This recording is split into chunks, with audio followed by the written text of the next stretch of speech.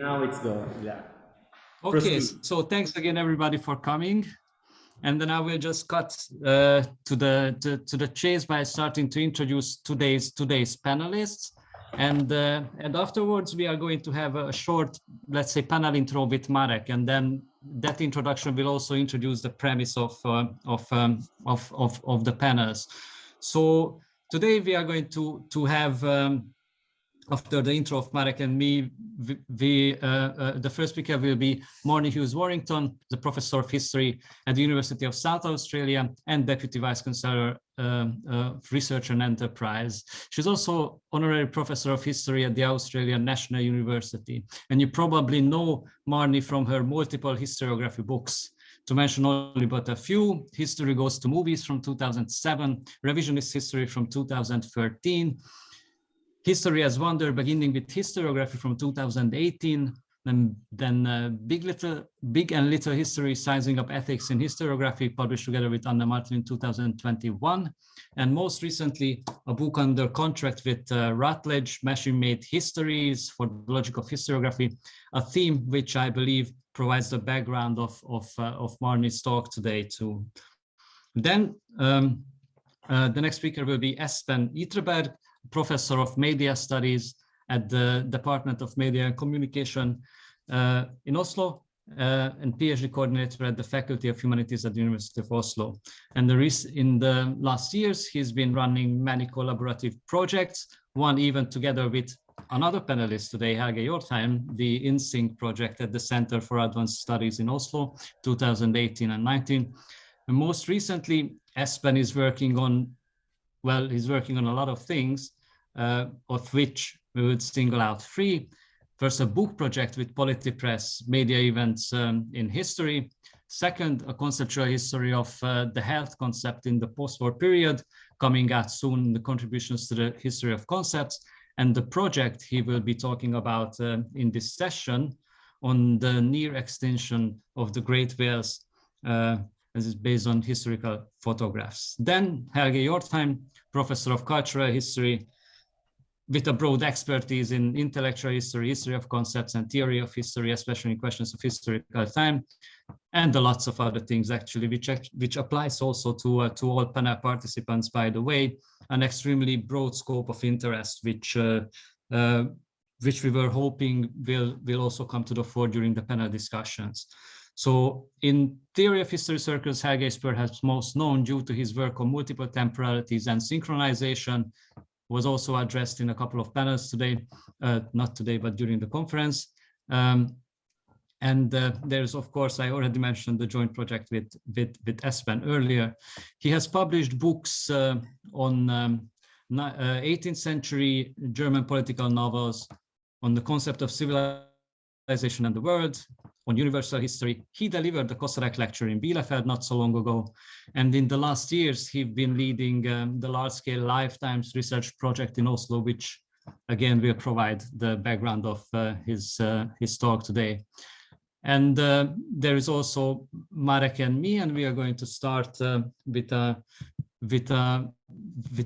presentation called, I will share my screen first. Your screen, huh? Yeah.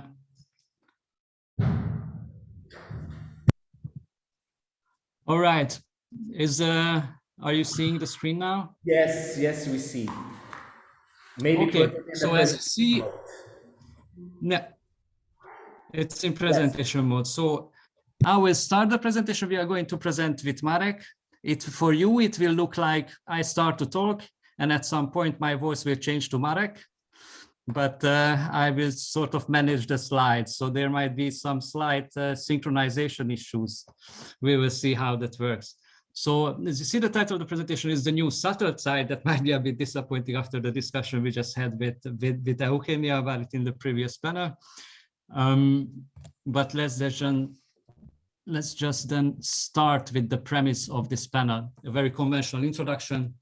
So well, all information is in the slide. So the idea of trying to put together a panel series was to discuss this larger question, whether we are experiencing the formation of what can be called, whether reasonably or not, we are going to discuss it, a wholly new historical condition. And this introduction that we have is a sort of an introduction to this larger question. And we try to offer it as a sort of a point of departure to from which we can perhaps unfold the larger question that frames the whole panel. So what we think is that we most certainly live in a period of immense and interrelated transformations of our life worlds. And this is what we try to capture with the notion of a new Sattelzeit, which is very different from the old Sattelzeit. And of course, in that we make use of the notion of a like very unfaithful way. In talk, we are going to do mainly three things. First, first we will try to explain what is this Sattelzeit notion, why we think there is a new Sattelzeit and how it differs from the old, and we flesh out in a bit detail what does this new Sattelzeit entail, and then of course we offer this for a discussion in the whole panel. So here is the old Sattelzeit. So roughly speaking, it's the period between 1780 and 1750 and 1850, according to Reinhard Koselleck, who coined the term. In English, it means a sort of a saddle period, an era of immense semantic changes, a sort of a period in which a set of interrelated concepts gain temporal character, and the idea of modern history as a singular and unitary process is born.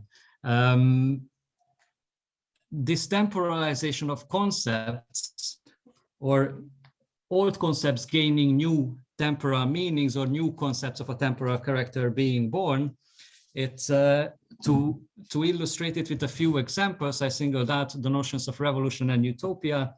As you probably all know, the notion of revolution has meant, before it became part of our political vocabulary, it has meant circular movement.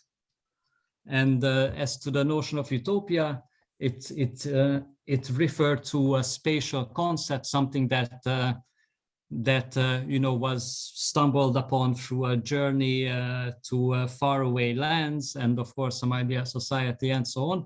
But in the Sattelzeit, argues Koselleck, it gained a temporal character and has moved into the future after most of the world has become a bit more known than before. And of course, there is also the concept of history in terms of a historical process, a movement towards the future as the space of experience, horizon of expedition, moving away from each other and so on. Probably you have heard about this.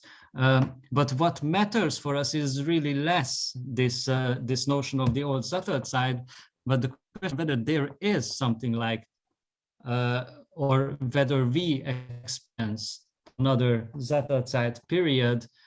And I think that lately it's a sort of a coincidence that we had a convergence of voices, that the idea that our lived present may be something which, a period of this immense simultaneous transformation, it occurred to a couple of us. And again, Sverker Sörlin, who's part of this panel, is Nitzan Lebovich, and I have voiced this thought separately. And all this, and we did it in endeavors that somehow relates to Marek. It's a very interesting, constellation. In all cases, though, what connects all three, mentions of the idea we might experiencing, or we might be living, or our lived present might be a sort of a Sattelzeit-like period, is that in all cases the idea put up while discussing recent anthropocentric and technoscientific transformations of our life worlds. And in the case of Sverker, it was in a comment in the volume Marek edited with Peter Burke in the Debating New Approaches to History volume. And Sverker explicitly related actually this idea to new semantic and conceptual innovations, while in the case of Nitzan, the occasion was discussing the ethical response to the Anthropocene and the notion of complicity within the frame of the Historical Futures project. And when I mentioned it, then I mentioned, to me, the idea came on the occasion of discussing or to fleshing out a distinction between processual and eventual temporalities or configurations of historical time in a volume edited by Marek and Laurent Olivier. And the unfaithful part, because what we think is that this immense transformations of our life worlds, it moves beyond the semantic sphere. So the new Sattelzeit, if there is anything like that, it's not just a new version of the old. And of course, it entails certain semantic shifts as well. And Sverker was working on these. Again, just an example, the notion of the environment as well, according to Paul Vardy, Libby, Robin, and Sverker Sörin in a co-authored book, they argue that the environment is also a fairly recent invention, but probably Sverker will say more about it when he's in the second part of the panel. But what we would like to point out here is that there is an extent, and a very, very important extent, in which today's transformation moved beyond the semantic. So we think that if there is anything like a new Sattelzeit as our lived present, then it entails the simultaneity and intertwinement of profound conceptual and material transformations. And some of these we have explored already, and Marek will shortly delve into the details to flesh out more in more details the scope of our cooperation on this. I would just single out one example, which I think shows the best how the conceptual and the material are intertwined, and it's the ongoing redefinition of the human, which happens both on the conceptual level, mainly in critical posthumanism, but it is intertwined, and sometimes in a many contradictory way, to the corporeal transformation of the human by advanced technoscience, which is a topic that is addressed more like in transhumanism. And again, this might also lead us tipping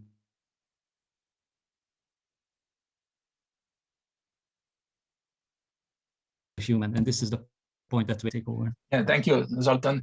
And indeed, this new Sattelzeit, as it were, is a highly complex and comprehensive phenomenon, therefore very difficult to capture, in a concise way. And therefore, in our project, we intend to focus on the main aspects that, in our mind at least, characterize the Sattelzeit, or kind of building blocks of this Sattelzeit.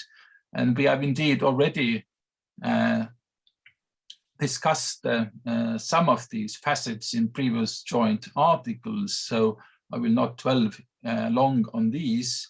So firstly, we argue that the emergence of a new kind of futures is characteristic to this new Sattelzeit. There is a new modes of transition from past to future that are very typical to this new situation. Then secondly, we argue that we are witnessing a redefinition of the human, both the Anthropocenic redefinition and the technoscientific redefinition, and of course it has an impact on the way we conceive history and human history in particular.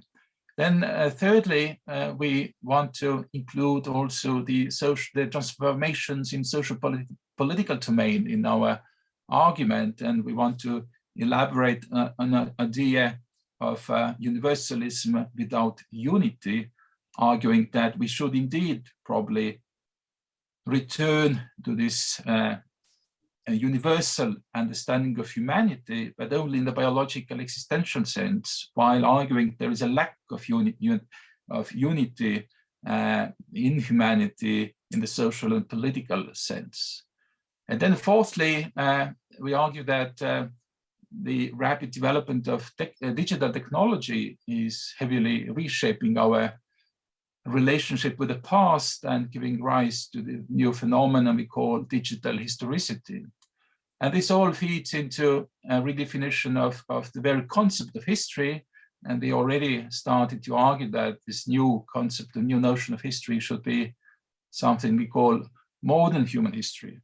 So yes, please, I will maybe give more details about 3 of these facets in the following slide. So as already said in the beginning, we are in the middle of this project with history and theory called Historical Futures, and we try to conceptualize these plurality of transitional relations between apprehensions of the past and anticipated futures. And one of the central arguments of the project, at least for us who run it, are the emergence of new kinds of disconnected futures, especially in the realm of technology and ecology, and more specifically in the context of transhumanist discourse and in relation to singularity idea. We don't claim that the old modalities of historical future are disappearing. Rather, we see an interesting new constellation of new and old modalities of historical futures, and together they contribute to the constitution of our current historical condition. Now, the second example that we want to work on in the near future is this idea of digital historicity. The central argument is, and of course this is nothing new, that digital technology is reconfiguring not only the very study of history in terms of digital history, but also our basic relations to time, history, and memory. And we could argue that this gives rise to a new digital historicity. And this new digital historicity brings along important shifts in our historical condition. First, we could argue that we are moving from the culture of scarcity to the culture of abundance, because as we know, history has been written mostly with this idea of that there is a lack of evidence, or only a few traces left from the past. Now, when we see the massive digitization of all historical materials and the very developed tools to analyze these materials in various automatic ways, we are kind of being overflooded by important data flows, which are becoming the ontological basis of our sense of the past. Second aspect to underline, and I know Marnie will talk about this longer in a minute, is the new importance of other than human or artificial actors in creating our understanding of the past. Various digital innovations, including artificial intelligence, machine learning, algorithms, are all redefining our relations with the past. And last not least, the digital historicity also, I believe,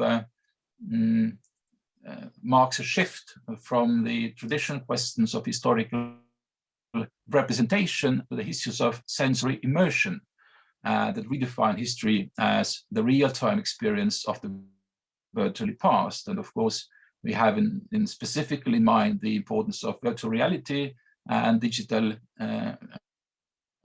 video games that, I think give a completely different relations to the past. For instance, somebody who has played Assassin's Creed for years has a different relation to the past than the other one who has been reading history books. But yes, let's move on. The final point is this idea of a new concept of history that we discussed in an article with Zoltán titled, indeed, Modern Human History. And we, so far at least, we have emphasized like 3 main aspects of this new notion of history, characteristic to this new Sattelzeit. First, this new history has to be multi-species history engaging with the modern human world. And in our panel, of course, Eva has contributed a lot in this direction. Then secondly, this new history has to be multi-scala history, entangling various timescales. And this is, of course, topic of close to Helge and his lifetime team. and will be the focus of his talk today.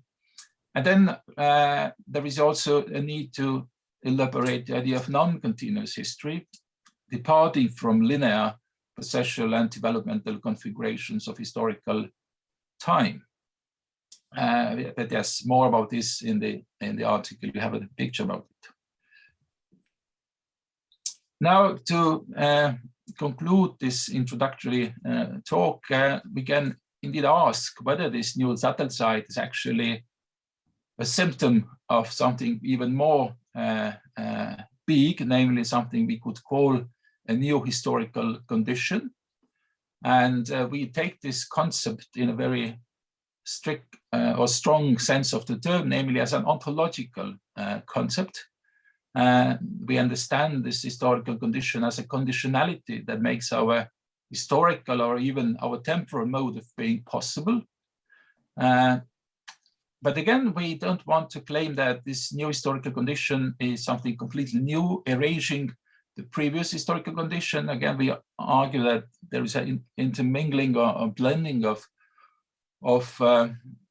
these old and new elements in this new historical condition, and therefore we define it as a coexistence of multiple modes of historical being, and we call all people interested to critically discuss and map this new historical condition. And we are not, yes,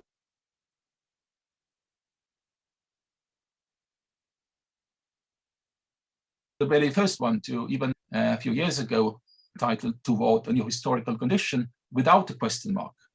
And in the very beginning of his article, he asked, might recent and unfolding transformations within the horizon of our historical experiences point toward a new historical condition, a condition of which history as a discipline has not yet secured a firm grasp.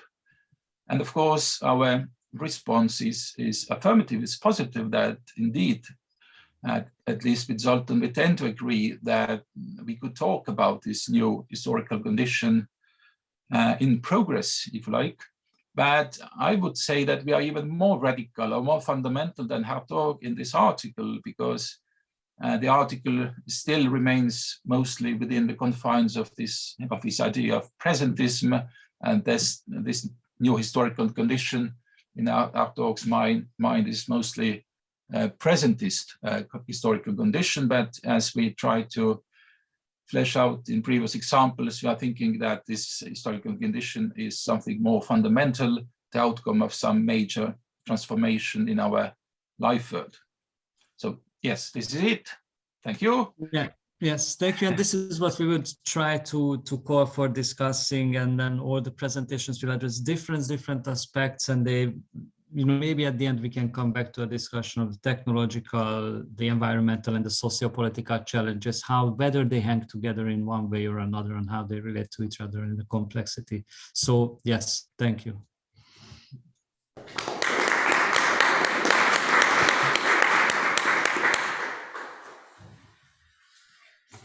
Yes, so I don't know if we proceed from here, Zoltán and Marek, following the order of the program.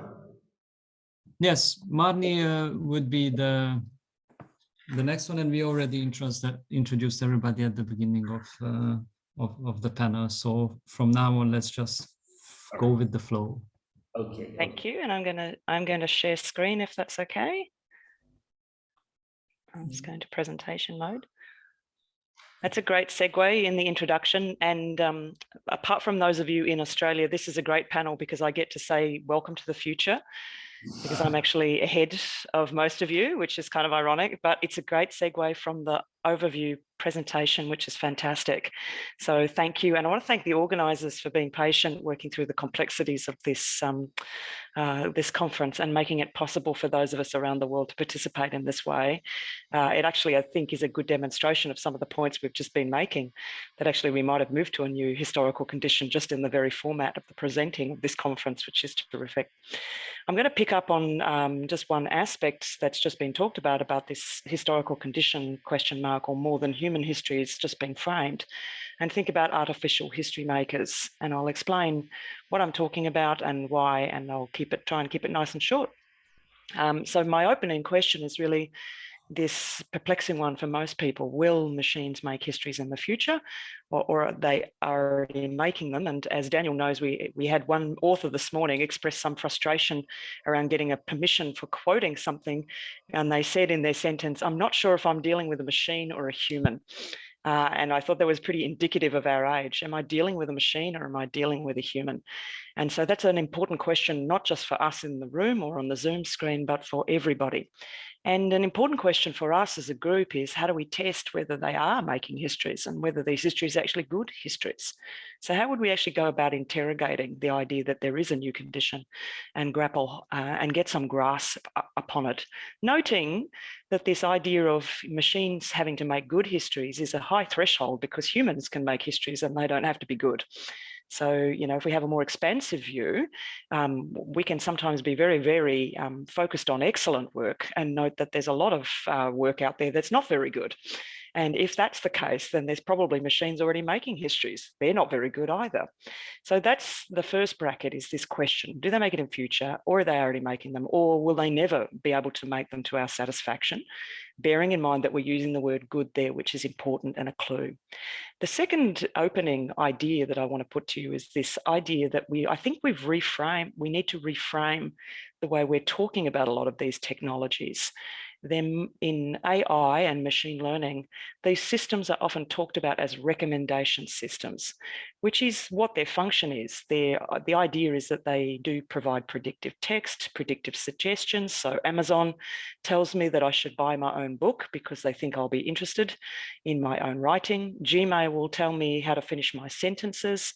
WeChat will predict as well. Netflix tells me what movie to watch next. So, I'm constantly engaging. Twitter will tell me which of my friends I should like. So it reorganizes literally the timeline for me to look at things in a way that it thinks I will find interesting. So this bubble notion. So we've focused in general terms on these as recommendation systems, that they are intervening and providing the future, predictions about the future. But actually, of course, if you understand AI is really much more firmly rooted in the past. And so my opening kind of gambit is to say these recommendation systems are actually historical machines, because the majority of AI is focused on the scouring of patterns. And those recommendations don't come from nowhere. They come from your past, and they come from a more homogeneous past or a segmented past. And so I think that actually, in broader public terms, the orientation of AI as a future discipline is probably incorrect, and that there's a moment in which it's important for us to perhaps reclaim this field and take a new notion of scientific history, where it's not that science has swallowed history, but actually recognize that science is fundamentally being driven by history, but it's not understood as such. And I'll come through what the implications of that. Finally, I just want to note that, and I'll unpack this in a second, this AI is not a simple case of transhumanism always. These AIs are not always under human supervision or close supervision. They may have been trained initially by humans, but they may be other actors that are playing in the space. And I'm glad that we talked about multi-species history in the first bit, because I'll come back to that in a moment. So how would we actually go about deciding whether we would recognise artificial history makers? What tools have we got to test, in a way?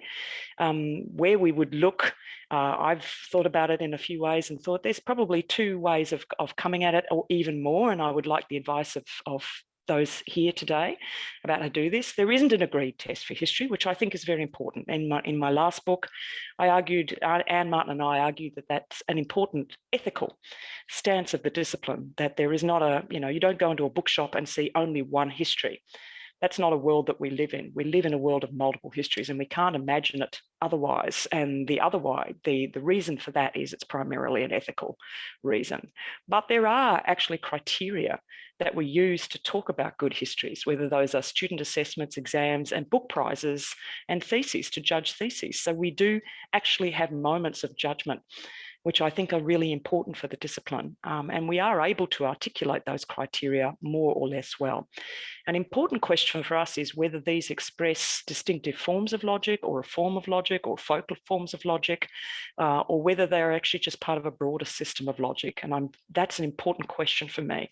Can we test and can we articulate? And is there something about history? Is it struggling to get its grasp on the historical condition because it doesn't have its own form of logic?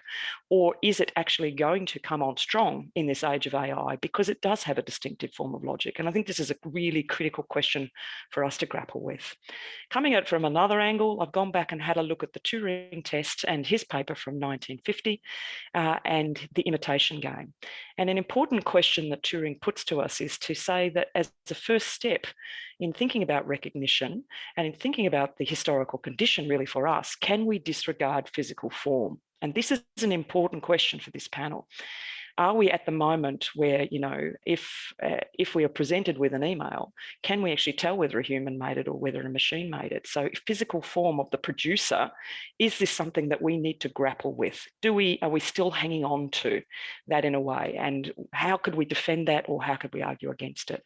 In Turing's imitation game, he made it quite clear that we do need to disregard physical form. And then what we need to think about is a test in which we pass questions back and forwards between rooms on typewritten notes. And I've got some examples here of completely automated public Turing tests, which we're all familiar with. And these are completely automated tests that are passed between a user at a computer interface and the back end of the interface. We'll be most of us familiar with the click capture 2, where we click on images and we train. What we're doing is we're actually training a machine to recognize a bus. So by actually doing that and purchasing something, we're helping that machine to get better. The example above that one, I think, is an actually even more interesting one for all of us. This is reCAPTCHA. This is from Google Books, where all of us, for a period of about 7 years, by clicking in and typing in the word overlooks in the box, we actually helped Google to train its machines to complete the work of Google Books. By taking the elements of the books which were scanned poorly or poor digital copies, we assisted machines to actually complete that project. And, you know, there's a lot of argument about the ownership of those texts now. They've gone into proprietorial hands. Well, we all assisted in our small way. If you ever completed one of these things, you were helping to train those machines to do that. So there's a lot of this passing forward, back and forward going on already between rooms, and we may not be asking who's behind the room and who's asking this. And I've asked a question here which may be provocative. Is this kindred to reading a book? Have we been actually engaged in a form of Turing test since the first production of the first written histories, or the first petroglyph histories, or the first oral histories? So is the passing back and forward something that we really need to pay attention to in the making of history? The other aspect of this that Turing wants us to focus on, apart from the disembodiment of history, is the idea of not treating our interlocutor as having disabilities. And I think that's a really interesting framing for him, saying that you shouldn't assume that what you're dealing with is disabled, because that will foster unfriendliness. That's some really powerful language, that we will, you know, exacerbate conflict and render something disabled. And I'm conscious that Turing himself was autistic, that we would actually, he may in a way be inserting himself in the conversation there to say, it's not just an argument for pragmatism's sake about whether a machine passes something, it's whether this could be fueling conflict. So that's a really important question for all of us. And he points out that there's 3 things that we need to really combat in our own minds. The idea that machines can't do all the things that we can do, which he calls the argument from petty victories, that machines, yes, they don't know what the taste of strawberries is, but is that a really relevant and an important argument? His second argument is we should stop really prioritizing consciousness as a focal point here, because you could signal consciousness, you could pretend to be conscious. A machine could say to you, I'm feeling well today. And if you didn't know that a human produced that, you wouldn't be sure. So when Gmail predicts text for you, you might not be sure. The third argument that he notes is this common one, which is that they're not inventive or able to do things without explicit instruction. That might have been true in the past, but with the iterations of machine learning, we're getting to the point where this question is getting more and more grey. So, you know, he was on a good wicket with these questions. And I think the physical physical one is a really important one, and I'm going to come back to it. In terms of why we would think about these things, why would we want to recognize artificial agents? And I would take the advice of this group, about more arguments for this. Well, the first argument could be, well, it's already happening, so we should just actually recognize it. There actually has been a case in Australia where a machine has been granted inventor rights and IP. So if we're at the point where a machine is formally legally granted IP, we do have to say, okay, do we agree with the lawyers or not that a machine is inventive? But there certainly are cases where machines are predicting, taking the past and identifying things and making arguments or recommendations where we would be, I think, really troubled about how we could disentangle that from a human doing that. We're getting to that point. And Luciano Floridi, in his book Information Ethics, says the time has come that we really have to reframe our understanding of ethics away from human-centered patient-agent treatments towards recognizing the notion that agents could be responsible for things, but maybe not accountable. So he's not sure either, but we're at a cruxus point. And so the practice argument is we better get our act together because this is already happening. The second argument is the argument from illumination, which is we better do this because it may actually help us to understand the fragility of our grasp, the grasp of the human in this age, this historical condition. If we could think about how machines make histories and think perhaps about how poorly they do it, then we could think about how better humans are or how poor they are at making histories. And so this argument from illumination is that we may be able to understand the logic of history better. And I think it's important that both of the introducers to the session, Zoltán and Marek, talked about the fragility of our grasp on this, that we do have a lot more work to do in understanding the logic of history, the formal logic of history. And that's an apples for apples argument for machines. So not just that, I'm taller than the machine, but no, what forms of logic am I using? And so this is an argument really to address this fragility. I think the age of historical logic needs to be amplified, that we need to do more work in this space. And so it's a call for more logic and the redress of perhaps there not being enough logical work in historiography, including formal logic. And that's a challenge and perhaps a controversy for all of us to think about. And to think about what kinds of logic we have, and it not just being simple human logic, because they're in a multi-species universe, we are seeing non-classical computing where insect algorithms are being used to make decisions. So the way ants move, the way bees hover, the way dragonflies move, these are being used to actually program decisions. So it's not just humans. Machines are not just humans clothed in binary or simple extensions of the human. They are actually commingled with other species. And so this is a more than human, and I think that's a nice framing of that. And that we have to think very carefully about the forms of logic that we're using, and that it may be that actually it's not perfect logic that we're talking about, but imperfect logic that needs to be thinking about. And endoxa, Aristotle's idea of endoxa, how it is we accept things, whether these arguments are acceptable to everyone, to most people, or to the wise. And so therefore the discipline not being about consensus, but about things being accepted as authoritative. We need to understand that more and to unpick that more. The final argument is really the argument from ethics. And I think the first two are really arguments from ethics, if I think about it, that if machines are not good or fair, this is not just a tech problem or an ethics problem. This is a history problem. And my argument for the discipline is that we need to reframe AI as an historical discipline and place ourselves at the table so that when technology companies are making these machines, it is an expectation that there be a historiographer at the table to assist these companies. And that's not happening at the moment. And that really irritates me enormously.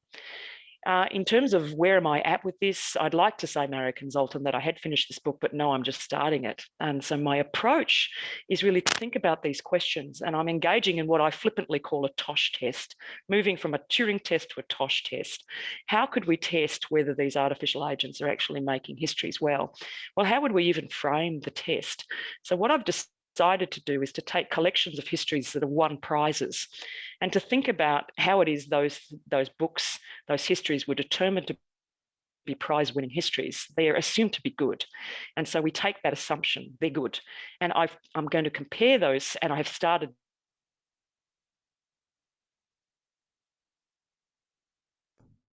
Yeah, we lost. Comparing those prize-winning histories, looked at World History Bentley Prize winners, yep, thank you, with things like Google Maps. So a comparison all the way through. And what I'm wanting to argue at the end of the day is that this is not a moment in which we just put ourselves at the table. We have to question the notion of the test itself and ask ourselves seriously whether we have disembodied ourselves, and more than that, deinstitutionalized ourselves. Because as the number of universities has grown and rankings have grown and citation companies have grown, what we might still be noticing is that the winners of those prizes are coming disproportionately from a small number of institutions. And so the final part of the book, Auntie Anne Martin will return with me and argue that although we may think that we produce good histories as humans, maybe we have a fairness problem as well. And I'll stop there.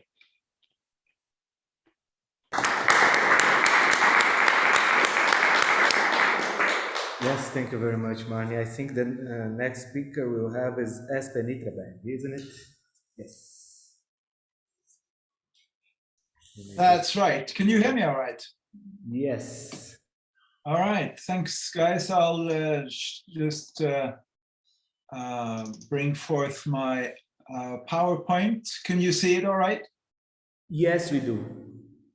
Right. So that means you can see my nice photograph to the right. Well, how nice it is, I guess, is arguable since it shows a Norwegian whaler in the act of shooting a whale.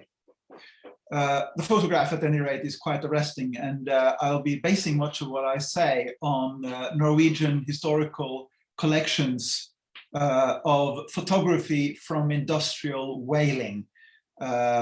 Photographed by amateurs, people who were themselves workers in the whaling industry, mainly. As for the framework of the session today, I think that my talk will relate to the more than human, certainly, theme, since it'll be about the relationship between humans and animals, with technologies as an important third part or party. I will be talking about human and animal or biological time frames or lifetimes, you might say. And I'll be talking about the difficult concept of the event as well, particularly at the end.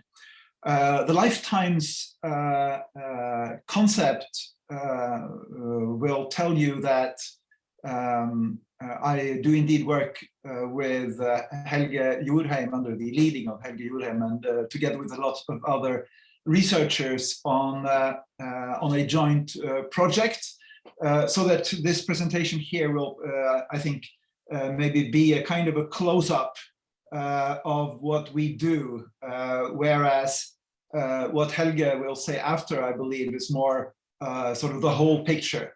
So you could consider me as a kind of a warm-up act, perhaps, or as a cool-down act in the if it really doesn't come off. All right. Anyway, I will be talking about a difficult part of Norwegian history. A different part of the history of many nations, but Norwegians perhaps particularly, and that is the near extinction of the great whales, which, according to Scientific American, may have been the largest cull of any animal in terms of total biomass in human history. So here, of course, we have one of the real dramas at the intersection of animal and human history. And I will more specifically be talking about a certain set of anxieties over the threat of extinction, or the final event of extinction, when the last whale is killed off. Now, this moment in itself is kind of difficult to wrap one's head around. I'll come back to that when I talk a bit more about the event concept. But anyway, the recurrence of a certain anxiety, the historical recurrence of anxiety, I think, instantiated itself in the photographs that I am interested in and that I will show you. And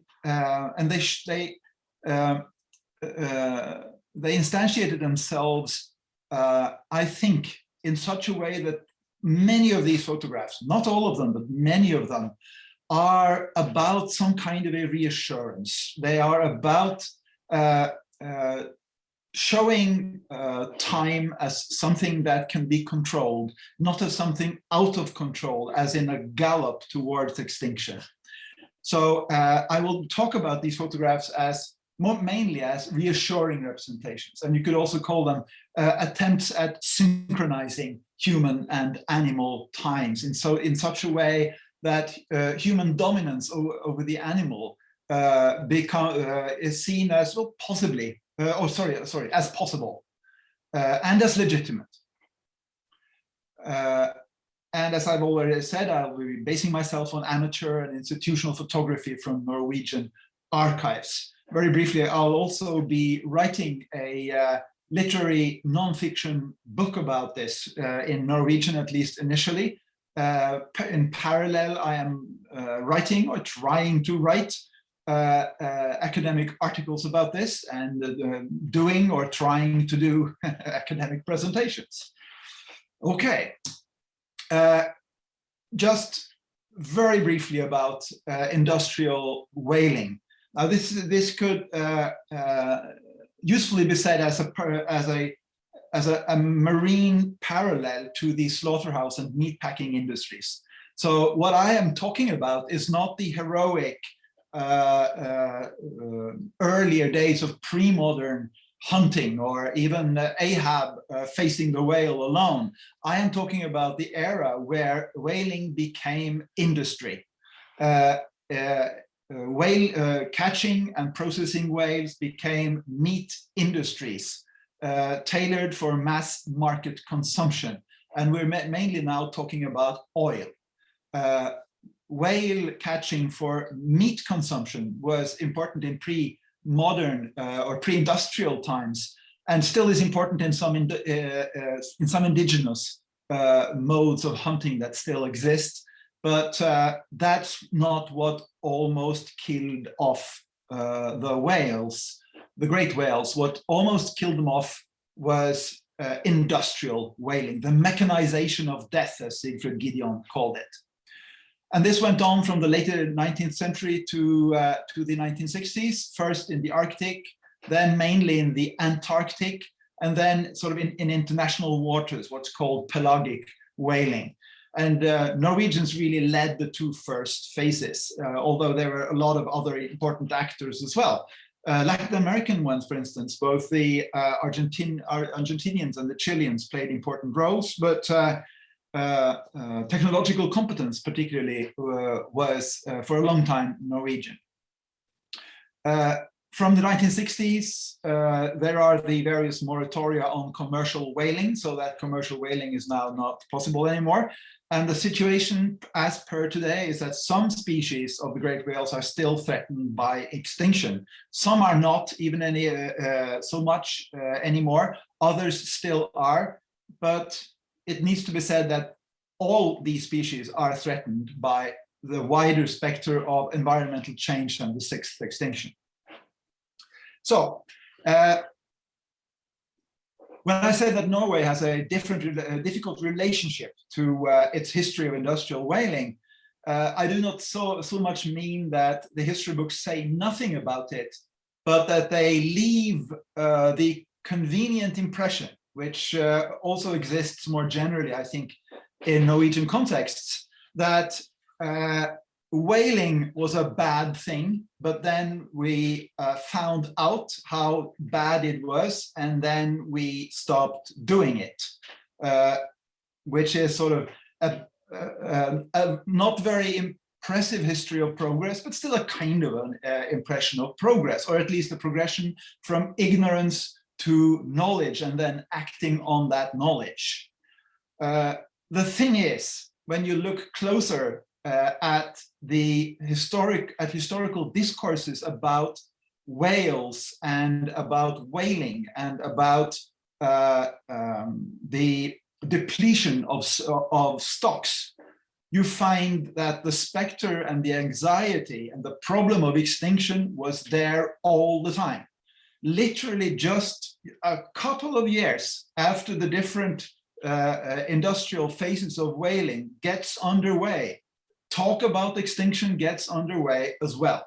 So the first phase of industrial whaling takes place along the North Norwegian coast, where I'm from and where Helge is now sitting, incidentally. And just after a decade, a representative says in the Norwegian parliament, the danger of whale extinction along the Norwegian coast cannot be unknown to anyone in these halls. This was the specter of extinction, and the anxiety over it was known already then.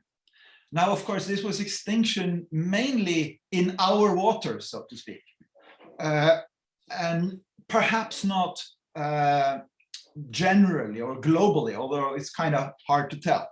But anyway, when industrial whaling moves to the South Seas and expands enormously because industrialization now has come underway, again, after like 5 or 6 years of this going on, the scientist and explorer Jean Charcot says that over-extraction in the South Seas will necessarily lead to a reduction in the number of whales and may even cause their extinction. So public discourse about the risk of extinction and expressing anxiety over extinction was there all the time.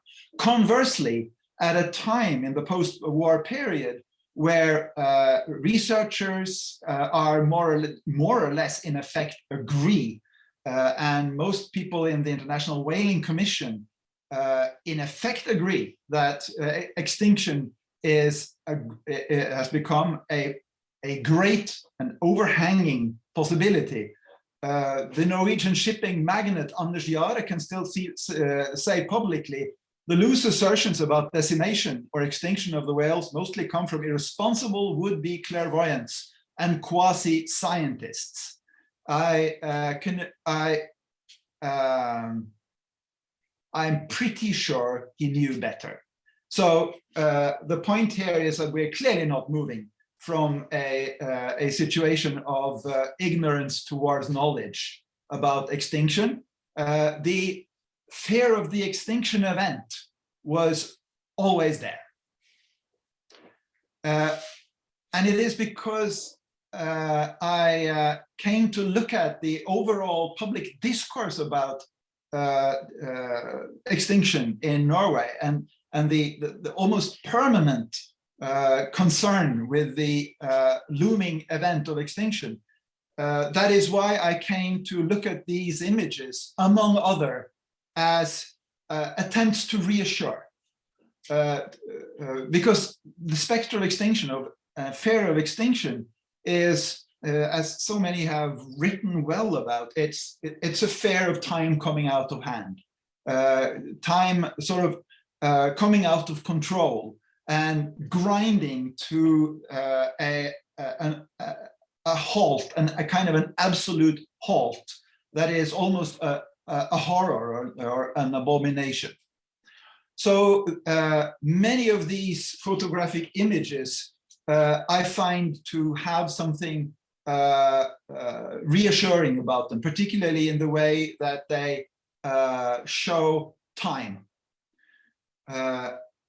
So I'm just going to show you some images of the most common kinds, the kinds of images that these people keep on taking. So there's at the right-hand side, you can see that there are a number of them, and I can assure you there are many, many more. They keep on taking these kinds of images. And what do they keep on taking? They take images of the shooter in the act of shooting. This is what I call the privileged moment, because this is a privileged person. The cannon shooter, the harpoon cannon shooter, was the celebrity of the whaling world. the highest paid person on the ship, the most admired person on the ship, the man with the highest status. And the moment of his mastery of his gun is something that these photographers come back to and come back to. I think because the moment, fetishizing the moment becomes comforting. It becomes a way of stilling time in a way that's consonant with the kind of the general status life and social life of these whalers. Second kind of images that I think are reassuring are not about monumentalizing the moment, but making whaling eternal, and that's or at least durable beyond human times or human lifetimes.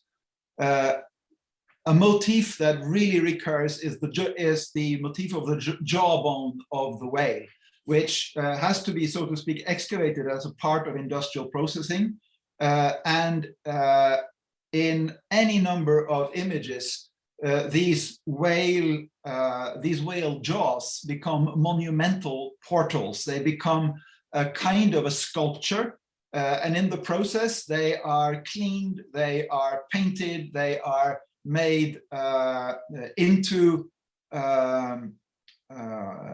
are aestheticized and made into objects for pleasure, for aesthetic value, but also for knowledge in museums. A whale jaw, as you can see at the bottom right, is the kind of the logo for the Norwegian Whaling History Museum.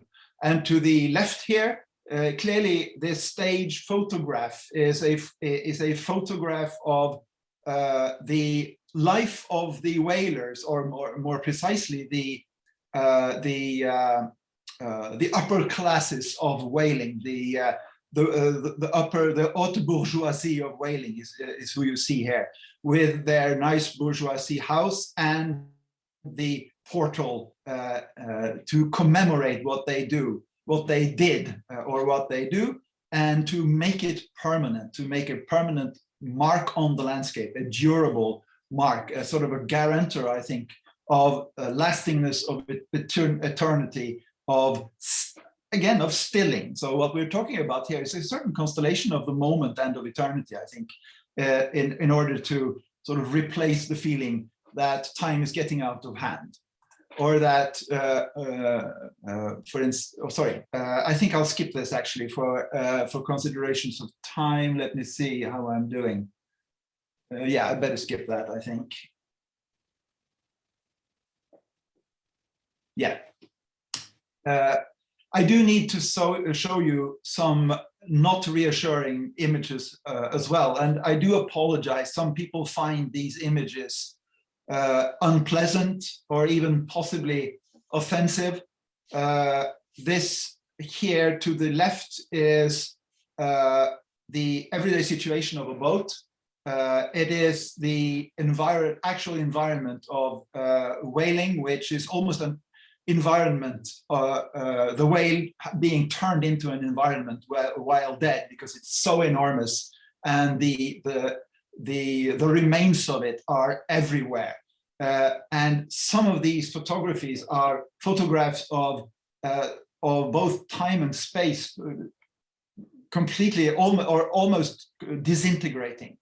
And to me, this is the opposite of control. This is sort of the obscene side of of whaling exposed in some of these photographs. And to the right, is one of the photographs that almost seem to show the whale as being from a different dimension, a different and almost impossible time and space. This looks like, to me at least, like a surrealist painting or something. It is actually an everyday photograph of whale that, as part of routine industrial processing, has most of its head removed, and that is what you get. So I could say a lot about that, but I think I'll have to move towards the end here. I think that what we're moving, or what we are seeing here in these images, is attempts to live with a situation that, in public discourse at least, many consider to be untenable, uncontrolled, rushing towards the fatal last event. In whalers' discourse and in public discourse, it was always this event of the last whale that was going to die. That was the thing to avoid. Now, this was singularly unsuccessful.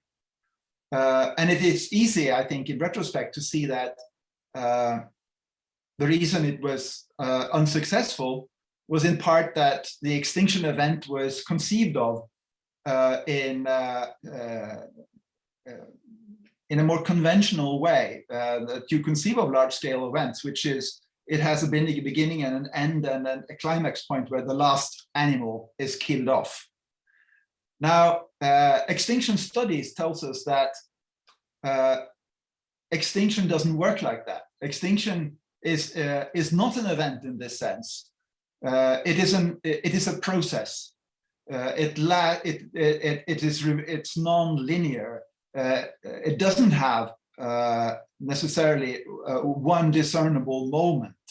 It is a process. And of course, the sixth extinction event is a sort of a famous example of an event in the Anthropocene. But like many of these challenges that we are facing and that were addressed in Marek and Zoltán's introduction, their contours and their ontological statuses are incredibly difficult to ascertain. And seeing the extinction of the whales as an ongoing process is almost, I think, to admit that you don't really have a handle on it. What Zoltán likes to call epochal events are events that aren't really very event-like at all. They're so processual that they swallow most of what we used to call structures and processes. But the reality of the sixth extinction is undeniable, I think. It is necessary to move somehow from saving the last whale to saving the whale's world. And I think the reason why the extinction event was conceived in the way that it was strangely, although I've been talking about anxiety and specters, seeing the extinction of the last whales as the last whale being killed off, and that being something that we have to avoid. I think that was paradoxically reassuring. I mean, that was at least something you could dream of avoiding. You could try and regulate the whales themselves. You could try and represent them in photographs and in public discourse in a way that sort of made it seem possible to have a kind of a balanced dominance of man over animal, precisely the thing that turned out to be and still is unachievable, or certainly unachieved. So that we are in a state, I think, where the future of the deferred event kind of keeps on looming. It's always coming, but it's never arriving. Thank you.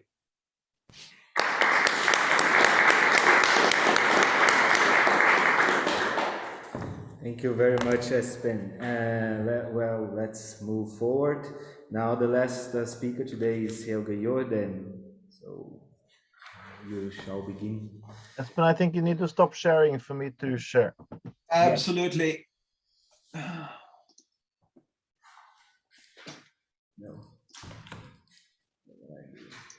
Oh, sorry. Let me see. There you go. Sorry about that. That's all right. Okay, I'm just gonna. I don't think I can talk while I share, so I'll share and then I'll talk. Okay, here it is. Okay, here we go. Okay, that wasn't. Okay, right. Hi everyone. I hope you can hear me. Tell me if you can. I'm really happy to be here and happy to see all of you or not see you. I'm also profoundly disappointed by not being in Mexico, I feel, but I'm also really happy for about sort of or grateful actually for Marek and Zoltán for sticking with us for so long. I mean, they could have replaced us by now with sort of smarter and younger people, but we're still in the loop, and I'm really happy about that. And I'm also going to say that I'm gonna present to you now sort of a theoretical argument, but if you can, it would be great if you could sort of relate it to what you've heard, especially Espen's talk, because this argument is sort of based on my work with him and lots of other people for the last 4 years in the Lifetimes group.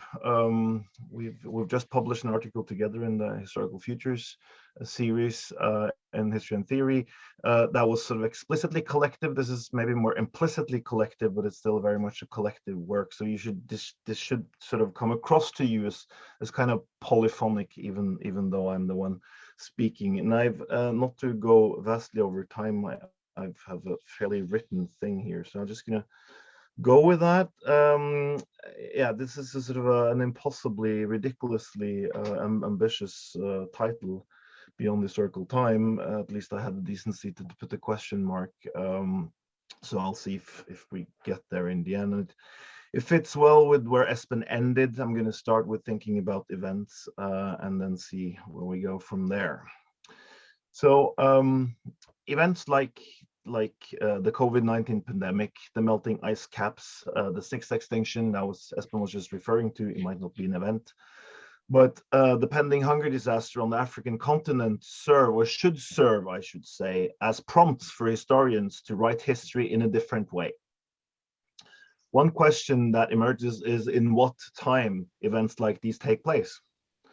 Phrased in that way, this question begs a specific kind of answer based on the idea of absolute homogeneous Newtonian time into which any event can be placed regardless of size and content.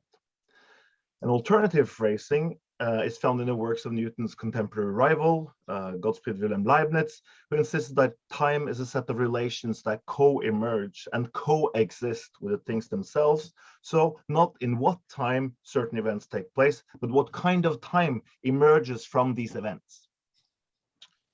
Now, history, I would then claim, is a name for one such set of relations, which historians draw on in order to give meaning to chronologies and narratives of the past.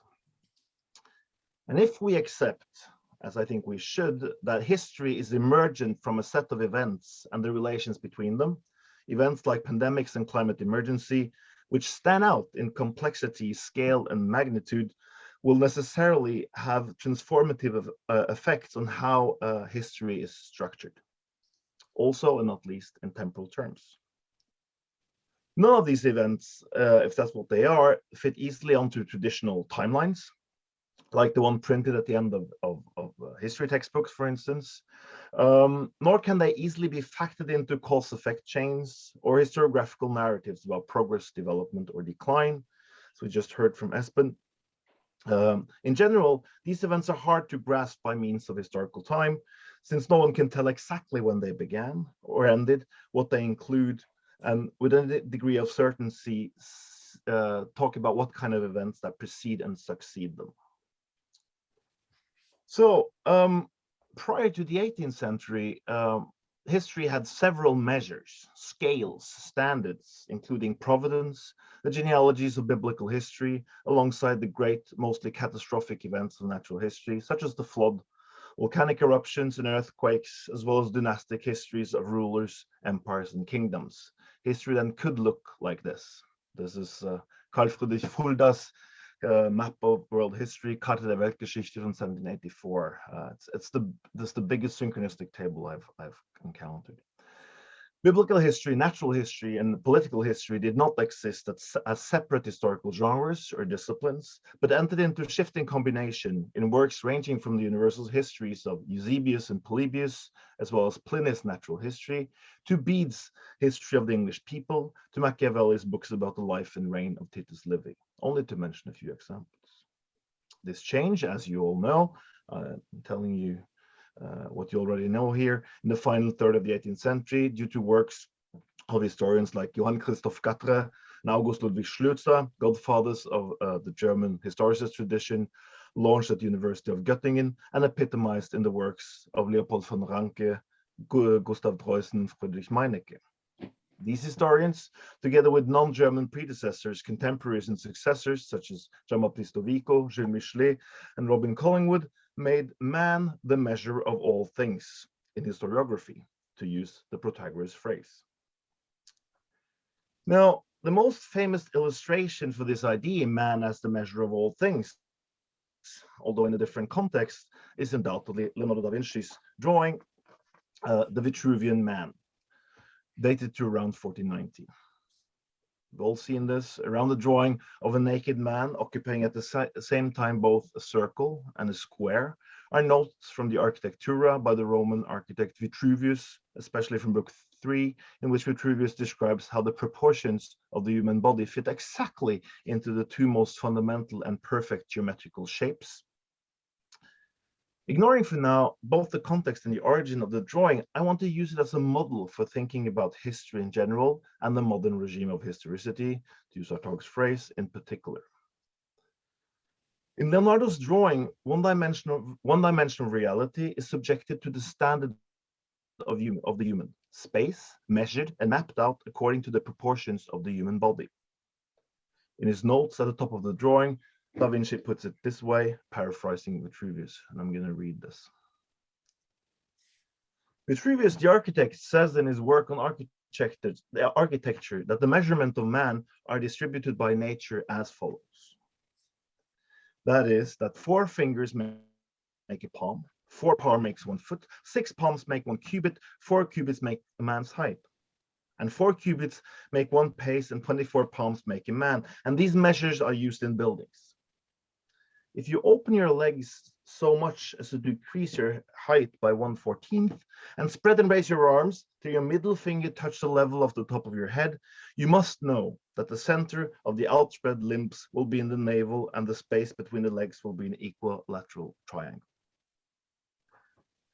Now, according to Leonardo's quite faithful rendering of Vitruvius, both buildings and geometry itself, the square, the circle, and the equilateral triangle correspond to human proportions.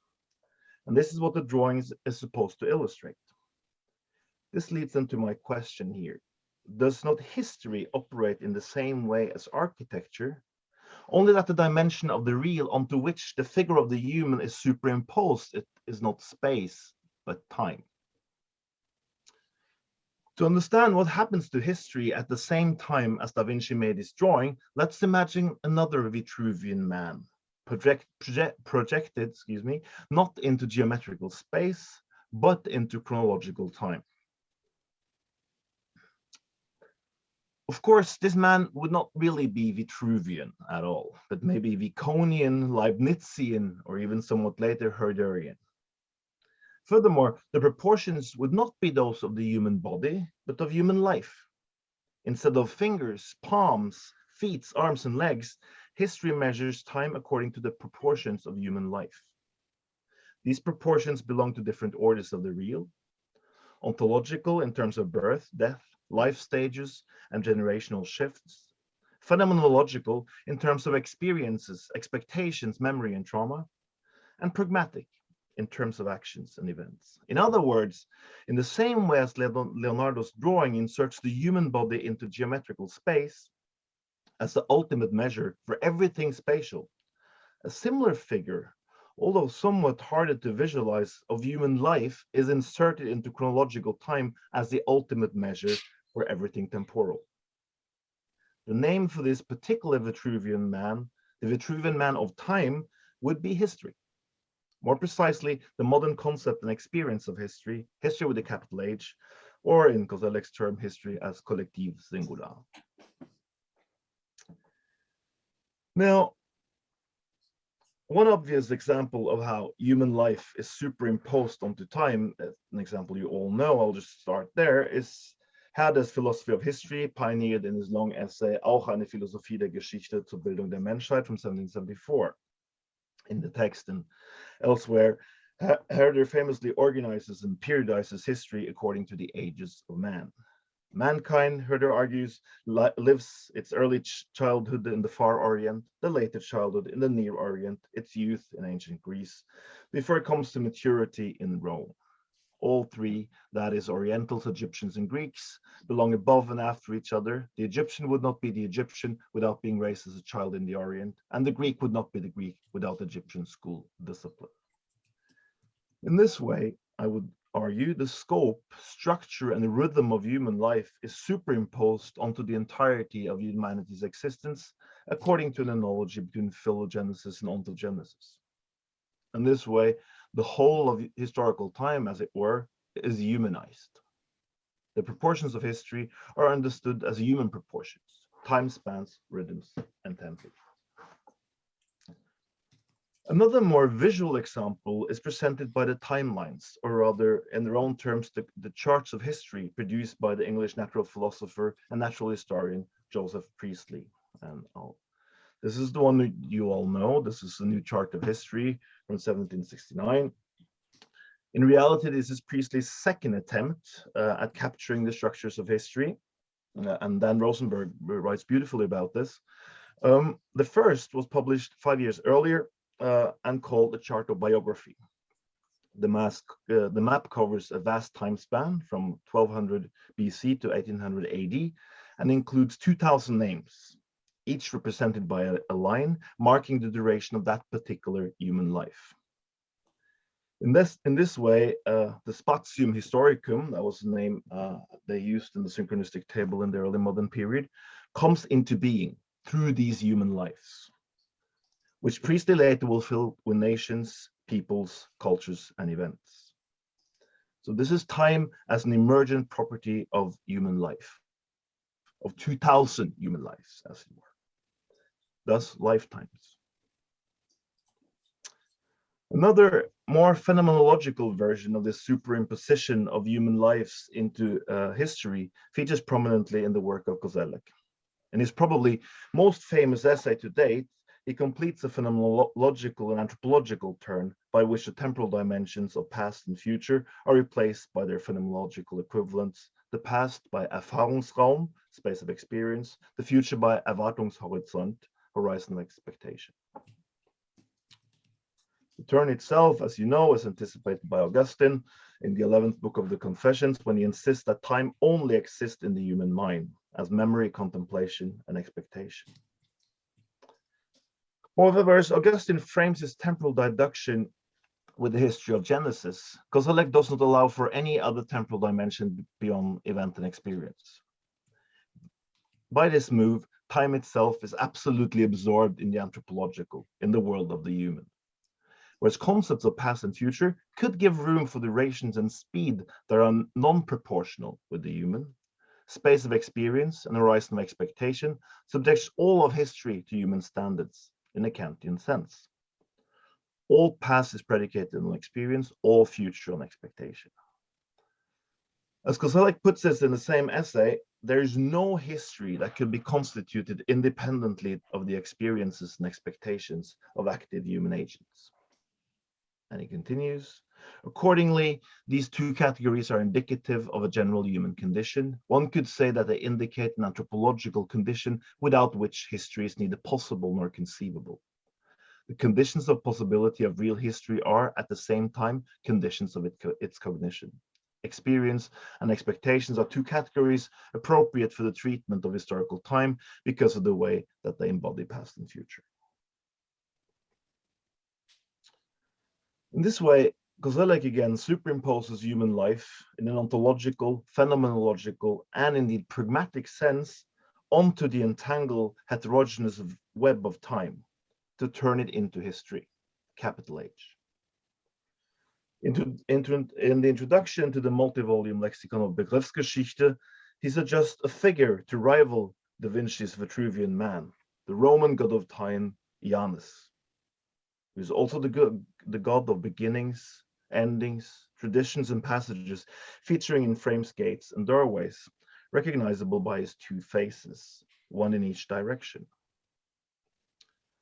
On the threshold to modernity, Koselleck writes, when the past was gradually transformed into the present, concepts became Janus-faced. Facing backwards, they pointed to social and political realities no longer intelligible to us without critical commentary. Facing forward to our own time, concepts have taken on meanings that may not need further explication to be directly intelligible to us. This split between past and present, between experience and memory on the one hand, expectation and future orientation on the other, which to Koselleck is the essence of modern history, are illustrated by a human face superimposed not into the circles and rectangles of geometry, but onto the timeline of history.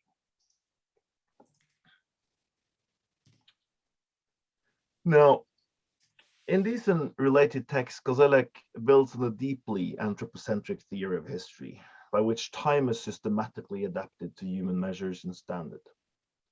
Thus, for any historian in the Koselleckian mold, we should not be surprised that questions of geological, biological, cosmological time keep falling out of view, to use Deeper Chakrabarty's phrase, since their temporal frameworks are adapted to fit human lives rather than the lives of rocks, minerals, fossils, viruses, DNA, or AI. Far from being something specific to historians in the German historicist or hermeneutic tradition, this form of something we could refer to as temporal anthropocentrism or chronoanthropocentrism continues to dominate current historiography. I'm coming to my conclusion. I should just say that I would claim that there's another side to Koselleck's work with multiple times that also allow for and even gives a specific take on multiple times to also include more than human times, but that's not something I'll go into here now. Now, so in the final part of the talk, I'm just going to ask very briefly again whether and how, if at all, we can free ourselves from this superimposition. What would be possible theoretical and visual tools, media, forms of mediation, if you like, for achieving something like that? And the first tool I suggest is returning to Herder, not to Auch eine Philosophie, but to his Metacritic of Kant's Critical Philosophy, published in 1799, and with the very famous quote that you've seen before, I guess. This one. So this is what I would think is as an important tool for thinking about multiple times and moving beyond the human. In reality, every mutable thing has its own inherent standard of time. This exists even if nothing else is there. Never do two things in the world have the same standard of time. My pulse, my step, or the flight of my thoughts is not a temporal standard for others.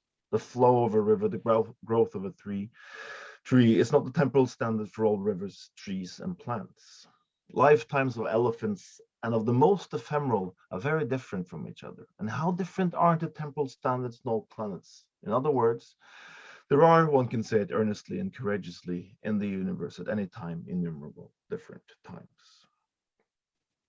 Now, many of you will know this quote from Koselleck, but then you will probably know a sort of cut up, fragmented, redacted form that has removed from the quotation everything that has to do with nature.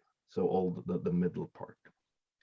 Because in its original, as you can see, the Herder quote includes a range of natural phenomena, similar to a great chain of being, from the small to the large, from the slow to the fast, from the durable to the ephemeral, beginning with my pulse and ending with all planets.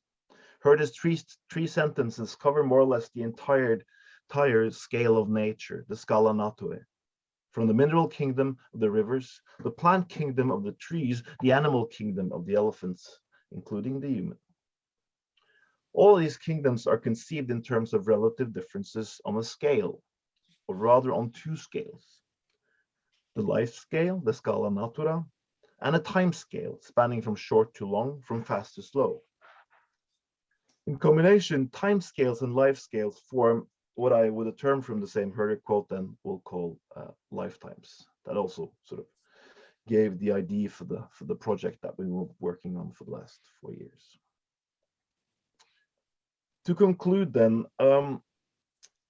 according and trying to sort of define or at least give a certain framework for what we think about this lifetimes, according to the classic study by J.T. Fraser from 1987, time has its origin in the life process, or as I would argue, then in life processes, plural.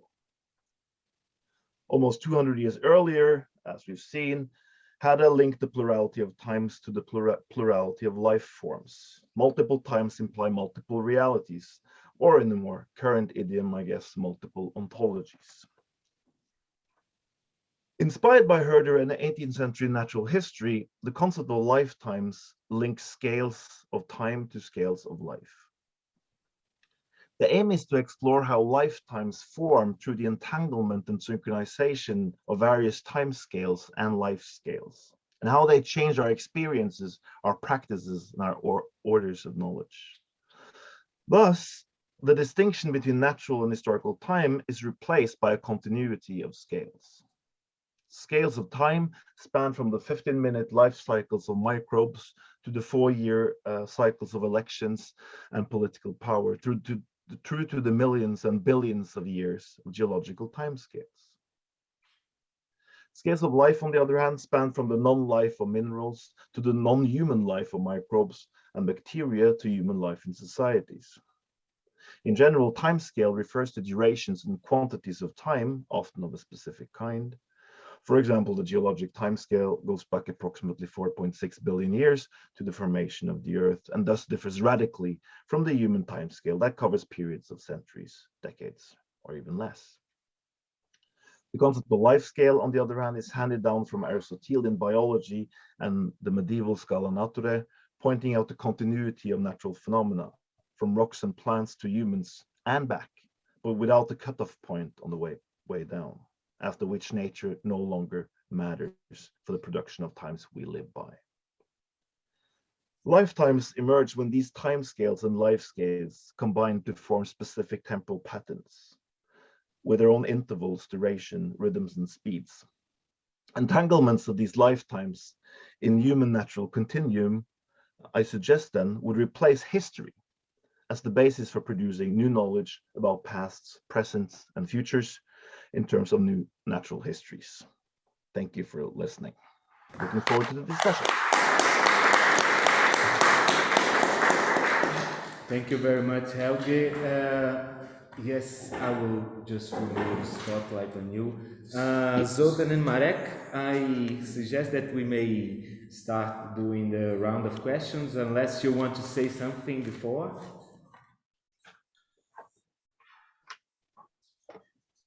On my behalf, not really. We have, I think, 25 minutes, so let's just get to the discussion. All right. So I don't know, for everyone that are with us online, if you have any questions, please just raise your hands, and people here in the room. Yes, I see Lars. Okay, thank you, Tyson. Thank you very much, all of you. It was a very interesting combination of impulse and which gave us a lot to think. Marnie, very revolutionary, and maybe Helge trying to solve the problems for us, because that came into my mind when I was thinking about all the presentations together. I somehow had I started at another point. Yesterday I had been to the Amparo Museum here in Puebla. You would have loved it, Helge, because they have a very big time scale. And this time scale, I mean, it's really huge, and it's an argument. It's the entrance of this place where you can see Aztec and Maya art exhibited, because Europe is only really a tiny spot in this very big scale.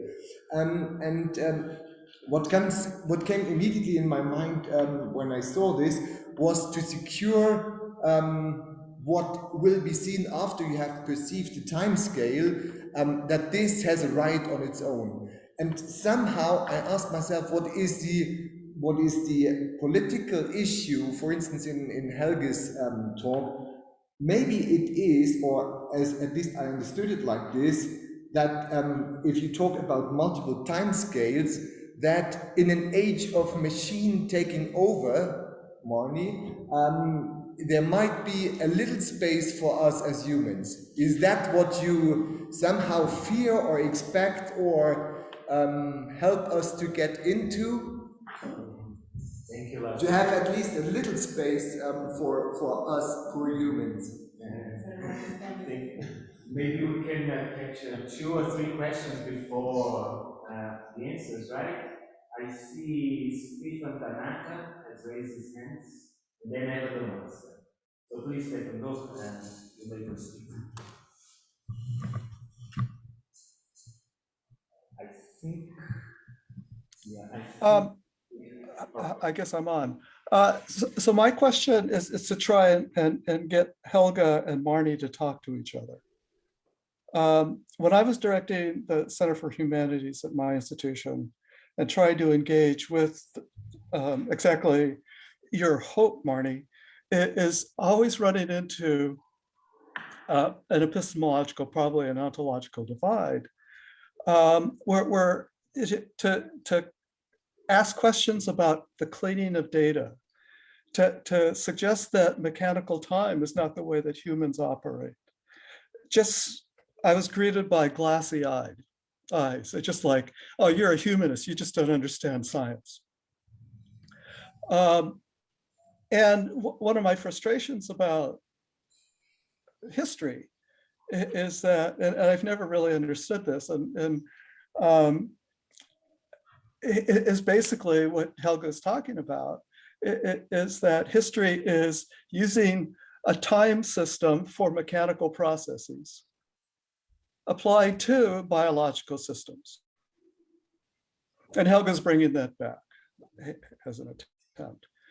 So my question then is for Marnie and Helge is, how can you merge those 2 possibilities? How can you get lifetimes into artificial intelligence, for example, or that kind of research? Because I agree with your aspiration. I call that a windmill project. I hope it's not. I have my own windmill projects. So, do you have good ideas or failed ideas or whatever? And I know you've thought about this as well, Helge. Thank you, Stefan. Let's go to Eva Damasca, please. You can make your question. Yes, hello. Can I have a permission to show a picture and share the screen for a moment? Yes, you may share your screen. Okay.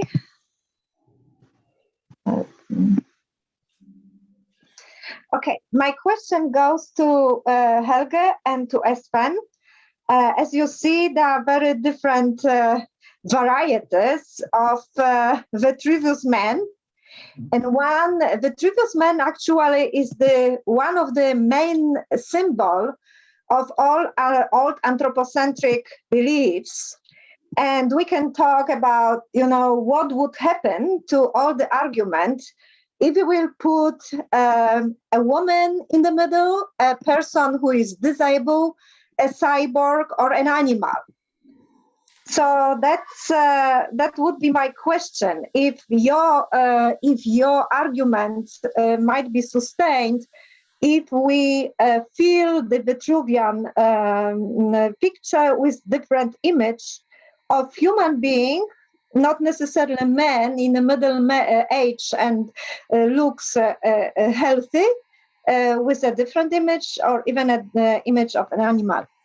And the other question has to do with the problem of lifespan, because as far as I know, in trans-species psychology, there are a lot of research about how we can compare human lifespan to animal lifespan.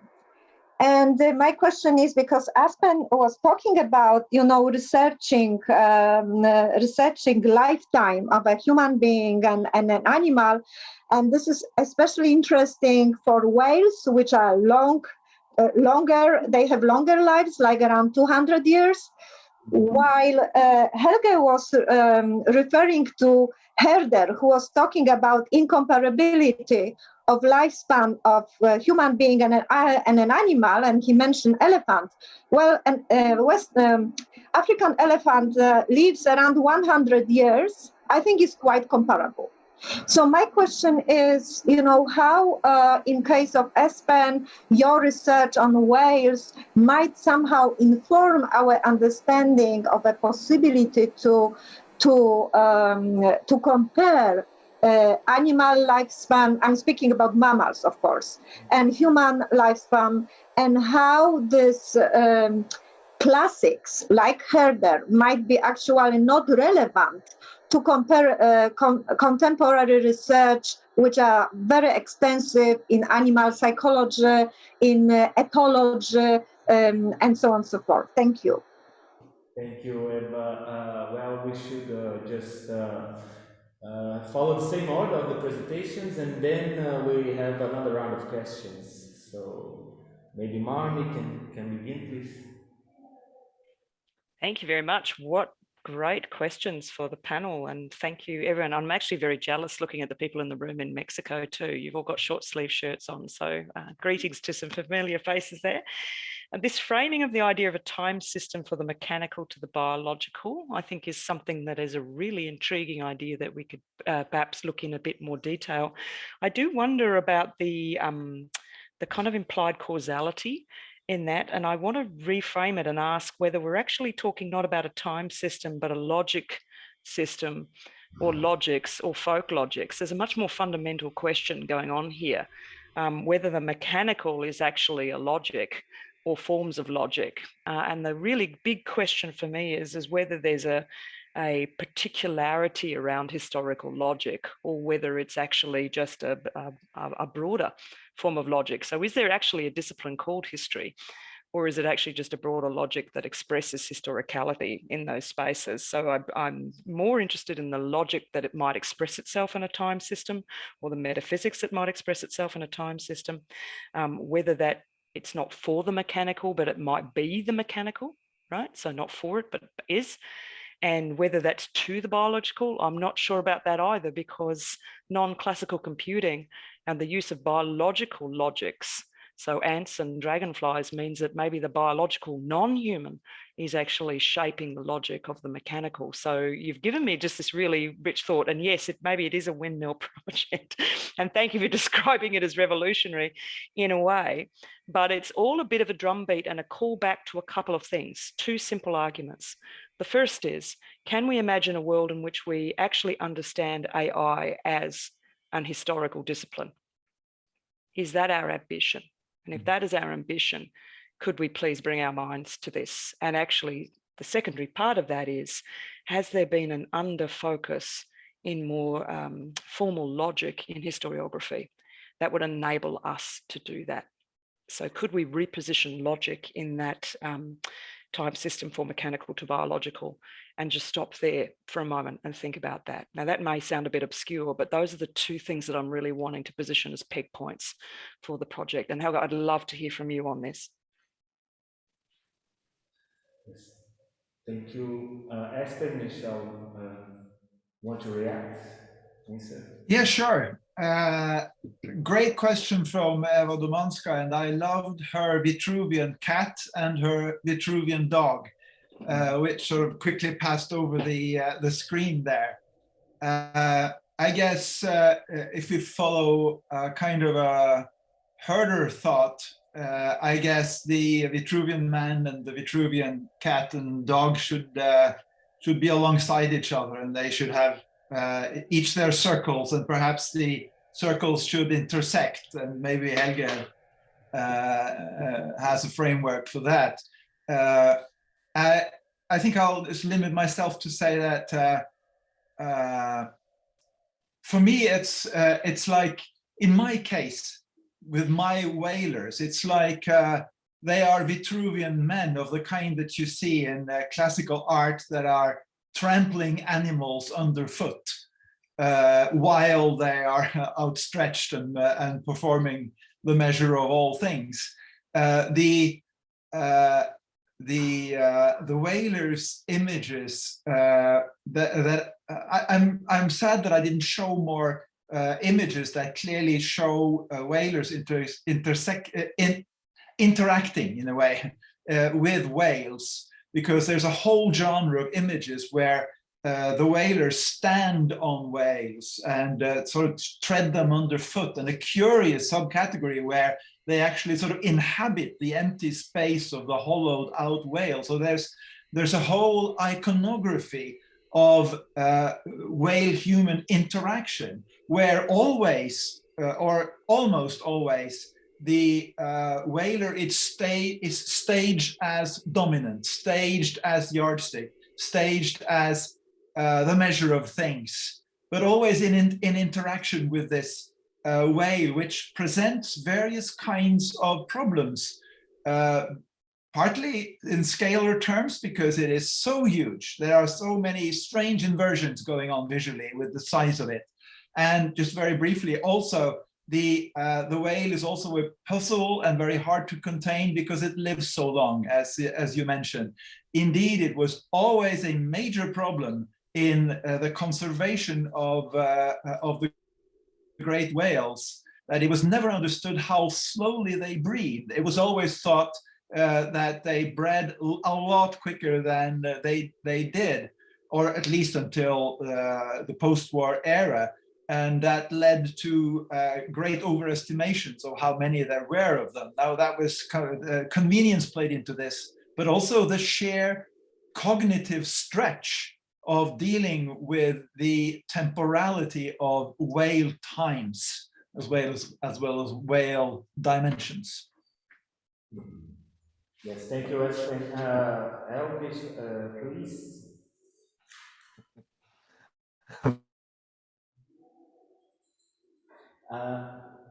We're not hearing you, sorry. Thank you for some wonderful question. Something I feel I can respond to. Can you hear me? And now we can hear you. Now we can hear you. Okay. Yes. Okay. Yeah. So I'll start with Eva's question. I thought they were all wonderful and like to discuss them a lot. I can't go. I mean, we only have a few minutes left, so I'll be quick. So Eva, your point is actually just emphasizing the argument I was making, which is that we need to remove or replace whatever you want the figure of the Vitruvian man, right?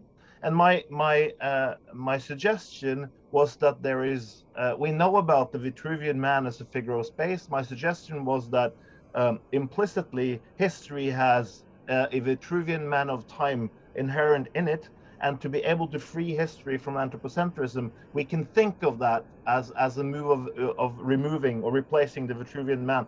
And replacing him with an animal, or with a woman, or with someone with a disability, all these that I mean, we're speaking metaphorically here, obviously, and that would fit perfectly with what I was suggesting.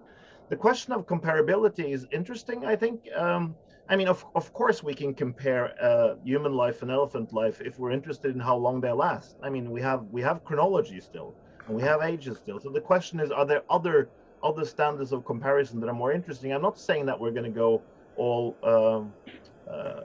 Herderian in the sense that we refuse any idea of comparison. He doesn't do that either. He's just a comparison skeptic.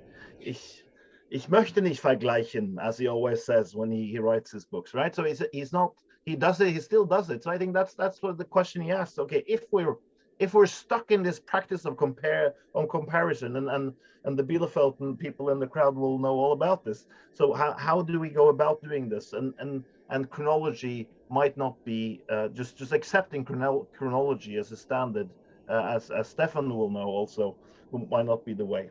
Now, the big and very difficult question is the question of biology and artificial intelligence and machine learning and all that. And the only way I can put this, I think, is that I really love Marnie's talk, and I think my contribution would be to say that I also agree with your response in the sense that the time system isn't the most interesting thing here, because thinking about relationship between biological and artificial machine entities in terms of temporal continuity is not difficult. I mean, you enter into femtoseconds and nanoseconds, but they're still on a recognizable timescale. So you just expand the timescale in a certain way.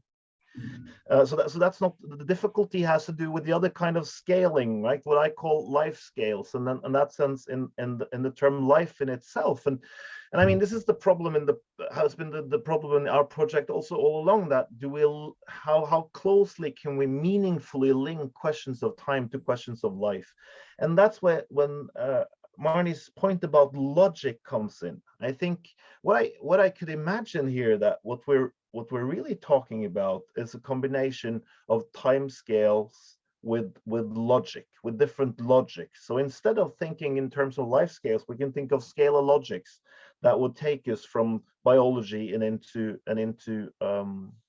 artificial intelligence, because it's always a question of information. I mean, if it's DNA information or if it's digital information, it's all a question of information and that sense of logic. So in that sense, it will be possible to talk across the sort of machine biology divide that life makes difficult. So I mean, I would be willing to sort of go with logic times instead of lifetimes. I give you that now. So just and Lars, that would be sort of also maybe the answer to your question, or maybe it will be the other way around, because you were afraid of losing the human, as I understood you. And my question was more that I think as historians that we got too stuck with the human, maybe. But what your point was a good one, in the sense that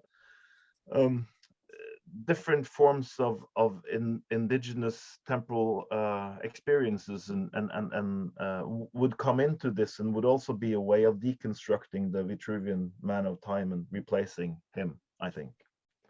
Okay, that was quick. Thank you very much, Helge. We have 5-6 minutes left, but I think we can have some questions. So please, Tyson. Yes, please. Yeah, I just want to ask a question for Zoltán and Marek, and I'll be really, really quick. Now, just to go back to the framing of the panel, there seem to be two things going on. On the one hand, you're talking about a new historical condition, and you characterize this condition, which I think was quite convincing, no issue. On the other hand, you're talking about what seems to me as a new periodization. Now, what's peculiar about your periodization, if we are inhabiting a new Sattelzeit, is that we're declaring this periodization while still inhabiting, we're still living it, whereas a necessary condition for identifying a period traditionally has been a bit of historical distance, perhaps a bit of temporal distance. Maybe that's debatable whether that is a necessary condition for periodization, but I'm just interested in clarification. Is this a periodization, and if it is a periodization, does it have an organizational or an explanatory purpose? What is its purpose as a periodization? Thank you very much. Someone else wants to ask a question from here? I don't see. Ethan, please. So Yes, that's nice. So I'll try and do this rapid fire. One question for Marnie has to do with, it may have just been a slippage, but there at one point you referred to how something might not quite be a perfect logic, but we could recognize it as a logic in any case. And I wonder whether that opens the possibility that you're still in through the back door is coming in a sort of a notion of a uniform or universal logic against which all the other ones should be compared, while on the other hand you seem to be trying to push us toward a kind of toward imagining multiple logics that operate differently, which would seem to imply that it's really not about whether they're more or less perfect, they're just different. So I'm curious about that. For Espen, this is more just a thinking through, but I'm really interested about the vantage of the whaler, who's the killer, but also the guardian of the memory, the recorder. of these beings that then are kept in perpetuity long past their lifestyle. Of course, I immediately started thinking of historians inhabiting that space as well. But I would like to hear more about the position of the whaler. And then for Helge, this is a variant of a question that I've asked you before, and it is, I think, fits in with what Lars and actually in some ways what Tyson was saying. Well, Tyson is because of the retrospective aspect. But in going to Herder, and trying to replace really sort of histories, as you say at the end, with natural histories, and in a way, are you not kind of, again, instantiating that distinction that you're trying to collapse? I mean, I guess or is it that the lifetimes, in fact, are precisely what are going to obliterate or flatten the distinction between humans and natural, where the humans simply become a part of the naturals, and then the multiple logics that you're talking about would simply work along the lifetime scale. So. Yes, thank you very much. I see Piotr also wants to do a question. Can you be very fast so the panelists can answer, have more time to answer? We are running out of time. Well, first of all, a very inspiring panel, so I have a lot of thoughts. And just a quick, maybe a rather question, because I think you can argue that maybe one can understand the German historic tradition as opposed or creating a different model against the development of the scientific that is very measurable and making actually implementing the homo mensura into it, and with the notion of time and space as a human time and human space. So I would like to ask Marek, if you can think about the Turing test as a kind of a homo mensura that is should actually be implementing the machine into our world, but now it's actually used into determining or getting rid of the machine, as we just don't want to deal with them in the internet and in the digital space. And in the same way, to Espen, if the homo mensura is still in place within the whale narration, and before the extinction, there is always a colonization of this world, as the images and the narration is chronologically ordered and viewed through the eye of the whalers, not the whale. So therefore, we are still looking in a very human history. Super. While the object is not human, and the other thing is the objects are. Piotr, I'm sorry to interrupt you. We're having a very hard time in hearing you now. Yeah, okay, but I think you have already made your questions, right? So maybe Zoltán wants to react to the first question by Tyson. Well, then just very quickly, I would just. It's a very good question from Tyson, whether it is a periodization. I mean, we do not necessarily mean like that. So it's more like a reflection on our live present. But of course, this entails a periodization. But just because and this is unusual. As you say, of course, periods are used to defined as such after they end. So no sort of in retrospect. But because this is how we used to think about things, it doesn't mean that we are forever need to think about things in the same way as we used to think about them. So and maybe that's one of the characteristics what's going on today. There are so many temporal markers thrown into discussion, the Anthropocene, post-humanity, and so on. All of them are trying to make sense actually of what's going on in these in let's say, chronological terms as well, or they necessarily imply a sort of chronology. And then the interesting aspect is of course, just to get back to Espen's talk as well. Okay, period in what sense? Because you know, what appears to you as a period in geological time is a rapid event. You cannot really, you know, these are the categories, if you think on these multiple scales, just somehow also flow into each other. So event, process, period can sort of intersect on these multiple scales again. I, for one, I don't know what Marek thinks about it. I do not, or I didn't necessarily mean or wanted to play out the periodization aspect of it. But of course, I see how it entails it. But I think this is one of the things that that of course we need to discuss. And the point of the panel is to open discussions about these things. So again, I myself hope that you will have the answers. Maybe just to second briefly, Zoltán, that indeed the periodization aspect has not been, at least so far, very important in our project. It has been about making sense of the current situation. And in this respect, it's similar to the Anthropocene debate, where the Anthropocene is already, you know, there, or is it upcoming, or is it already over? So it's difficult. These are things that are happening right now, and it's our duty to make sense of these. And as you noticed in our slides, there were no time lines or time markers in relation to new Sattelzeit.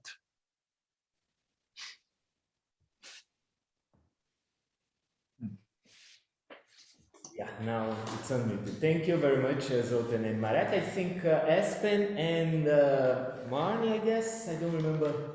Yeah, I can respond quickly. I love the question about logic. And yes, there's a kind of ambiguity or slippage there. There might be an assumption that what is driving computer science logic is a kind of Aristotelian framework of perfect and imperfect that might have worked well up until now, but non-classical computing and natural language processing are challenging. And certainly within philosophical logic, there's now a lot of debate about whether there's a system of logic or whether there's folk logics or varieties of genuine logics going on at the moment. And I guess my call is for historiography to bring logic much more back to the forefront in the discipline.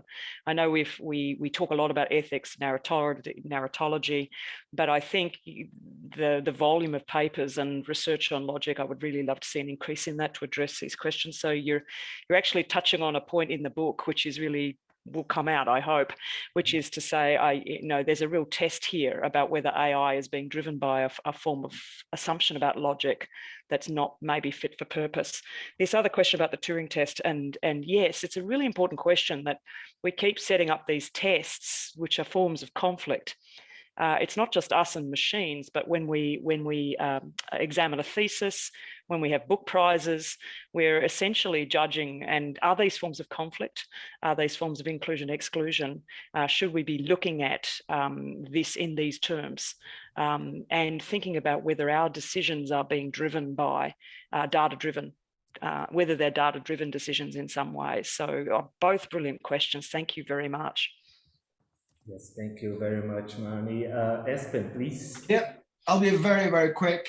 To the gentleman physically present in the room, I guess I consider the research I do on these whalers, their photographs, and also their autobiographical accounts as a kind of a visual and written vernacular history of whaling, which I hope to use in a kind of an intervention, I think, into current Norwegian public discourse on our historical experience, which I think is kind of impoverished and overly reliant on the autobiographical accounts of pioneers and businesses, that kind of thing. But essentially, it's an international history as well.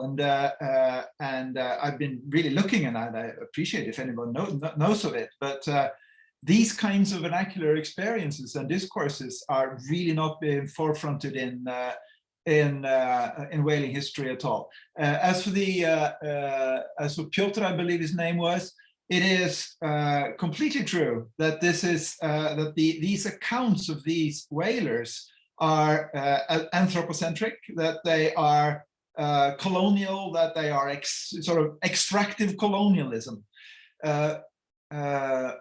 But I didn't get a chance, my own fault, but I didn't get a chance to go closer into the images that's more undermine these official sort of legitimations and discourses. I showed a couple where the whalers disappear in the gunk of their own work, and almost like disappear into the whale as a kind of a new Jonah inside of the dead whale, which has now become an environment, a dirty, slippery, smelly environment for these industrial workers whose lives were really comprehensively shaped by these extreme experiences. Yes, thank you, Espen. Please, Helge, please. No, I absolutely agree with what Ethan is saying. I think you gave the solution, you gave the response to your own question in a way. I mean, I get the point of introducing the idea of lifetimes as a version of multiple times is indeed to try to find meaningful ways of bridging natural histories and human histories.